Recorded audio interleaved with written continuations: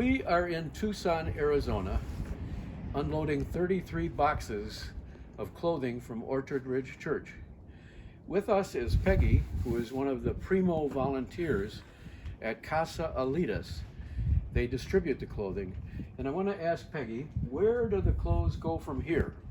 Good question. Absolutely good question. First, let me reiterate, I want to thank Orchard Ridge United Church of Christ, Madison, Wisconsin. Yay! Hey, shout out to you guys. Thank you so much for all of this. It is greatly, greatly appreciated. In terms of where all the clothes go, first it goes to our travelers or our guests that are coming across the border right now. And we take care of their needs first. And then if there's stuff in here that we couldn't use, let's say for an example, a suit tie or a suit jacket or something that was inappropriate, no matter what the sex age is, we pass it on to a different group.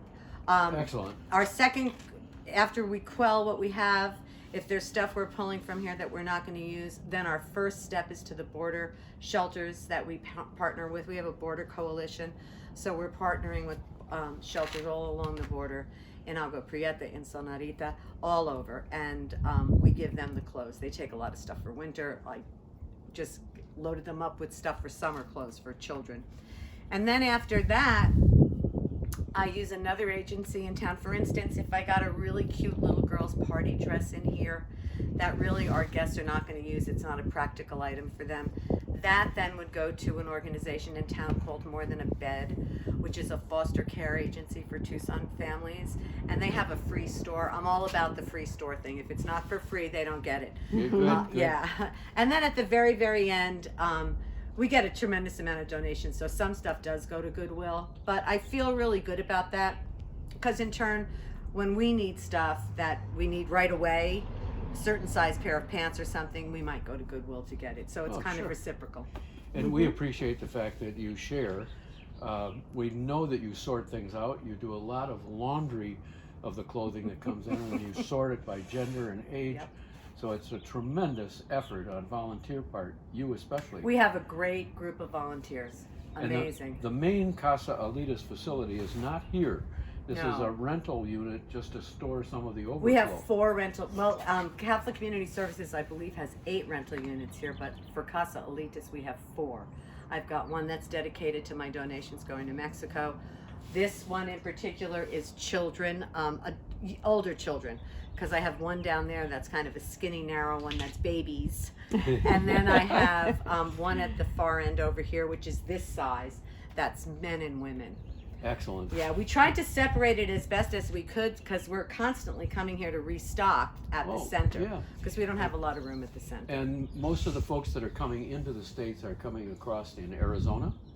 Well, they're coming across in Yuma, so right on the Arizona-California border, and Ajo as well, and they're being bussed into us. I see. Nogales, port of entry, has not opened yet. We're kind of waiting for Title 42 to go away, so that will open. Very good. Yeah.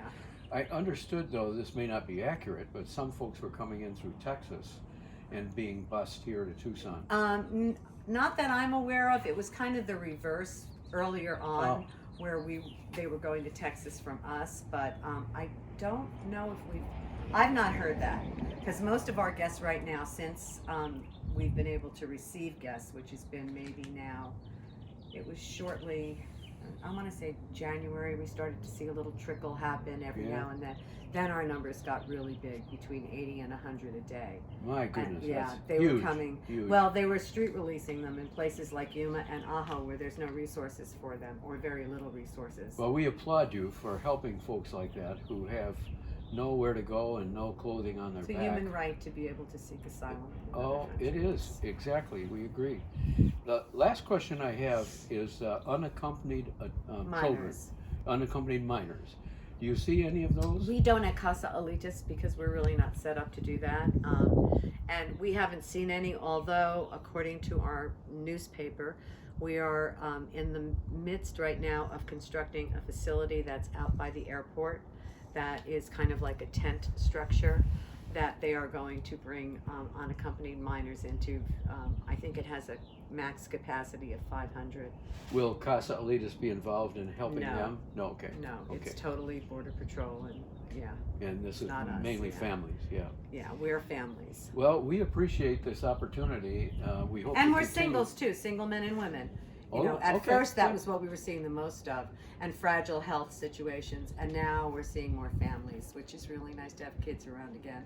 Well, we hope to continue this Oh, relationship. please, we're so grateful to all of you from the bottom of our hearts at Casa Alitas.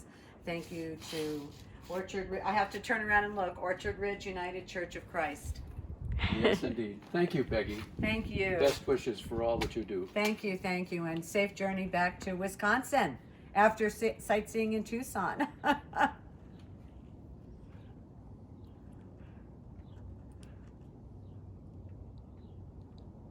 Now, how